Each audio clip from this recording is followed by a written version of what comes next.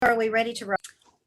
Andy, I will hand over to you to do your own introduction today. If you'd like to get started, we have around 20 minutes, all yours. That's great. Thank you so much. I didn't know what format this was going to be in, so I didn't know I was going to get to see all of your lovely faces, and there's so many familiar faces, so I'm very excited. I am going to bolt through this because Amanda, keep me on time, just cut me off whenever. But I wanted to bring you some research, and I'm preaching to the converted here, research that was packaged up in this book that I wrote, I guess about 2 years ago now. It's called Live Your Dream Life, Maximising Happiness and Balance, which was a study on how people feel about different areas of their life. So look, let's just kick into it as we try and work the screen. I've got two screens going, which is always going to trigger someone who's really a technophobe. Right, what this is about, when it comes to our daily lives, there's one constant that people find stressful. It's money. In fact, there's about close to a third of people in studies of attitudes and behaviours to all things financial who find dealing with money stressful and overwhelming. And this stress is defined as stress on a continual basis. So in other words, there's a group of everyday people, regular folk in large numbers, who avoid dealing with money issues, or when they do, they're always overwhelmed by it. And other studies provide really insights on how dramatic this stress can be. The study by the American Psychological Association found that a chunk of people are so consumed by worry to the extent that it causes sleep problems and at its extreme, depression. What's more disturbing, however, is that occasionally, and that's about 25% of the time, 3/4 of us are stressed about money. So I wanted to explore this a little bit further. So I wanted to find out how people are feeling about different areas of their life and how much is money an impact on that. So we did this survey, and there were 5,000 survey respondents, and we asked them questions around different life areas. So there were 11 life areas, and interestingly, you can see there's anything from hobbies and relationships to how they feel about where they live, to their intellectual pursuits and finances, of course, as well. And these were 11 life areas that actually made up my fact find. So my first fact find with clients wasn't all the financials. My first fact find with clients prior to the first appointment was how they felt about these 11 life areas. So that was the survey basis. And interestingly, each one of those life areas corresponds to a chapter of the book. So nice and neat there in how we've done this. The demographics, I think that's important to know just what cohorts we're dealing with here. It's mostly, as you can see, that orange segment and the grey, which is the 36 to 55-year-old age group. So that's my cohort, I'm 53. Over 65s didn't really appear in this research, which is probably a factor of how we actually distributed the survey. There was a lot through socials, a lot through Instagram, but not so much Facebook. So we didn't get a widespread. I really did want to get some over 65s or at least pre-retirees, but we got this big chunk, which has given us a good sample set with the 5,000 plus respondents. So what did we find? This is a really interesting one because often we're asked to identify goals with clients, but what we found is most people don't know their values or their goals, and they're just simply getting by. So therefore they prioritize life according to the life areas that cause them the most stress. And those big buckets are money, work, family responsibilities, and health. And what that means is that other life areas, other really rich life areas that give us our roundness as a person, but also provide a great avenue to our how we feel about ourselves, they all fall by the wayside. So the constant, however, in all of this is money. As we've said, a third of people find dealing with money stressful and overwhelming, and 3/4 of us are stressed about money at least occasionally. But the big news is family wins every single time. People have placed a really high price on spending time with and cultivating their families, particularly now in a COVID-ravaged community and pandemic that we're going through at the moment. So what does this all mean for an advisor?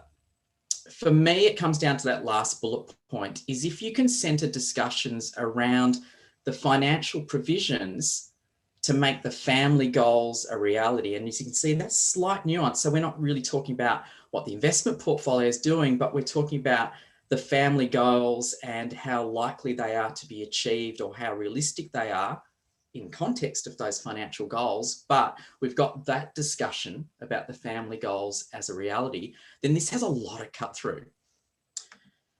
So I'm not going to spend time on the learning objectives there, but I'm going to move into 3 life areas. I picked 3 life areas just to go through because I think they're the ones that you can leverage the most with clients.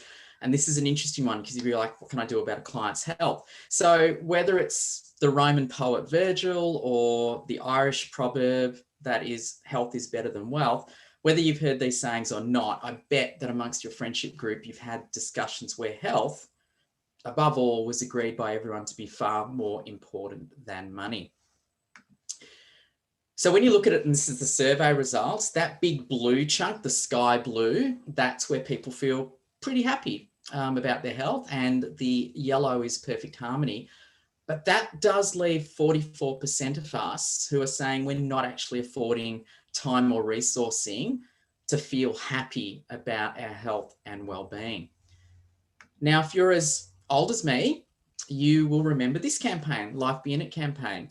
And this was all about encouraging the Australian population to be more active. It became a national program in 1977. And then, of course, you had the television campaign. The beauty of this campaign, it had an awareness of 80%, which is amazing. But did it really make a difference to how people feel about their capacity for greater health and wellbeing outcomes? The reality is not really, because there's a significant factor that negatively impacts health and wellbeing, and that's stress. So daily life stresses impact our ability to achieve that sort of healthy lifestyle. And we're busy putting resources to other things. Money, work, family responsibilities are our biggest stresses. So we put a lot of our time on those aspects of life, and we drain the resources that we have for the next stressor in our life, which is health. It's the 4th biggest cause of stress in our lives. So what do we do about it? We all know these things. I'm sure everyone on this call who's been through such awareness as you do have with MDRT events, you know this makes sense. Healthy lifestyle choices improve our moods. People feel happier when they're more physically active. I like this one. Physical exercise is known to improve cognitive performance of children. Amazing. So these are all things that impact our health and happiness, but what can you do about it? Well, let's start looking at content. When you look at the 5 key elements, oops, we'll just go back one. 5 key elements of whole foods, getting more sleep, spending time outdoors, socializing and exercise. What can we do to impact our clients here? It's content. For me, it's content. It's lifestyle articles in newsletters, websites across these areas. And for me, that's a nice, soft left of center shift into more holistic discussions with your clients than potentially sitting down with the client and throwing them some value cards and asking them how they feel about their values. It's a nice, soft one. So it's great because you're giving people content in an area that causes them a lot of stress. So you're providing sort of a wholeness and roundness to it. Next one I wanted to touch on real quickly is work. I love this quote by Hillary. But this is interesting. There's a lady called Pam Ross, and she had this blog post in the Huffington Post in 2014. And she just looked at, if you deduced from Google searches, if you put in work makes me, this is what comes up. You can try it. Nervous, depressed, tired, and sick. So when we looked at our survey results, you have a look at where people are generally happy is in yellow, and then perfect harmony is a very thin sliver. There's 45% of us in our survey who said that work fulfillment is providing an emotion far less than happiness. Now, yes, 55% are saying they're pretty happy, but taking results in isolation is really dangerous here. The reality is, for Australians, and we can talk about this in a world context as well, Australians have the worst work-life balance in the developed world. It was certainly getting worse through 2014 to 17, but now the prize is well and truly ours to claim. Many Australians work consistently in excess of 50 hours a week, and the number of people working past the retirement age of 65 has more than doubled since what it was in the 1990s. Interesting, that last little sentence in the bullet point there, the second bullet point, is that fathers in the age group of 36 to 45 are the least likely to leave work on time. But women always get the short end of the stick, and you should be no different here either.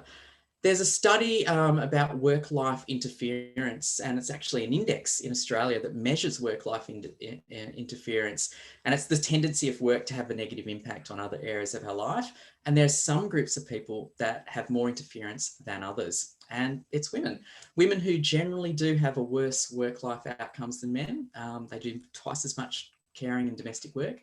Parents, particularly single mothers, people caring for elderly, and this sandwich generation, and particularly women who care for children, as well as elderly or sick relatives, have the worst work-life outcomes. So what can you do about it? There's some strategies in play, which I'm going to skim over. It's a huge part of the book in terms of the chapter on this. So what I'm actually going to do is just shift through to the actions. And these are messages for you, but also for your clients and things that you can do. I would start with your work-life balance. Start in your office. What should you be doing and what shouldn't you be doing? Outsource, outsource, outsource. And I would just review all of your staff in the office and see what they're good at and what they have passions for, which may not necessarily align to their job title and typical job function. You can get a lot of dynamics in the office where you start getting people doing cross duties because they're good at them or they really like it. From a client's point of view, goal tracking with clients about work-life balance. Where are they? Where are they in that spectrum? And if you can figure that out and get an alignment towards achieving them by their definition, what work-life balance would be, and match it to the financial strategies that you're putting in place, then this is a significant part of the financial freedom concept. And if they can see that you're working towards, with your financial strategies and your strategic advice, towards this concept of financial freedom that has work-life balance as they define it at its core, that keeps them dramatically engaged. So that's a fantastic one. But finishing off, this is my favorite. It's finances, it's money. I absolutely love this from Dickens. Annual income, £20, annual expenditure, 19.6, result, happiness. Annual income, £20, annual expenditure, £20, Orton 6, result, misery. When it comes to finances, this is an area that people say they definitely need help in. Yes, 50% say they are happy, and there's actually 4% that say they're excelling in this life area. Are those people millionaires? Well, it's unlikely. When we look at the spread and distribution, the barrier to being the top 1% is relatively low. The best measure, perhaps by measuring net assets, and this is said to be the order of about US dollars 800,000, but this ignores income. So the reason I put it as assets is if you put income into it, the income measure is relatively low. It's actually around 32,400 US dollars a year. So conceivably a nurse or a teacher makes the rich list. Ask them, I don't think they're feeling very rich. And in Australia, this is getting worse. I know this chart only goes to 2018, but the household debt to income ratio is almost 200%. Well, what does this all mean? Well, when it comes to the reality of living life with any sort of balance, it means that the dream, goal, wants that we might have are virtually impossible. There's a lot of people who have little cash for discretionary spending without our help in terms of the strategies. And self-sufficiency has a big part to play here. Absolutely, financial stress is one of the biggest stresses in our life. And I think Dickens over 150 years ago absolutely nailed the reason. And so did Aristotle. He was happy, who lives in accordance with complete virtue and is sufficiently equipped with external goods, not for some chance period, but throughout a complete life. It's all about cash flow. So could we be happier with a lot of money? Interestingly, there's no evidence to say that once you have cash flow above a certain level that your happiness actually increases. It seems to have a sort of a set point. So interestingly, when you look at this, our day-to-day emotions and how we feel maxes out at a certain income level. It's around about $75,000. And it seems that beyond this point, once life's basics have been catered for, we need more. We need more balance in the other aspects of our life. Even though from a money point of view, satisfaction on a very one-dimensional level can be high, but we absolutely do need other areas of our life to be in balance. So what do you do in terms of a solution around here to make sure that you're striving ahead for your clients?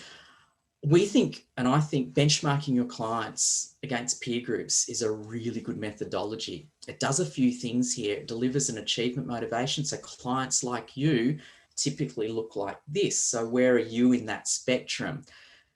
And once they start moving towards that, some sort of benchmarking, that delivers a concept called environmental mastery. They're feeling like they're coping, and they're doing it with your help. And cash flow management tools are absolutely key here. And mapping cash flows to your strategy, to your family life goals, and to the work-life balance that can be achieved, all very individual per client.